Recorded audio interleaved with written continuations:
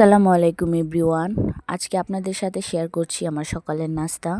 তো সকালের নাস্তায় বানানো হয়েছিল খুদের ভাত, সাথে ৩ রকমের ভর্তা। খুদের ভাত আমার বরাবরই খুবই প্রিয়।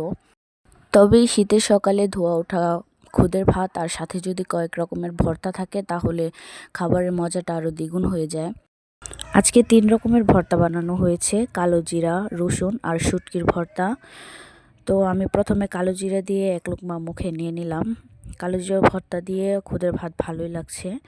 এখন আমি একটু রসুন ভর্তা নিয়ে নিলাম, রসুন ভর্তা দিয়েও খেয়ে দেখব। ঠান্ডার জন্য রসুন ভর্তা খুবই ভালো, যেহেতু শীতের শুরু, তাই সবারই একটু না একটু ঠান্ডা লেগেই আছে, তাই এরকম ভর্তার ব্যবস্থা করা আর কি।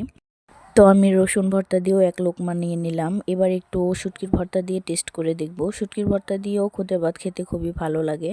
তো সব মিলিয়ে আজকে এই খুদের ভাত আমার কাছে খুবই ভালো লেগেছে, মজাদার ছিল।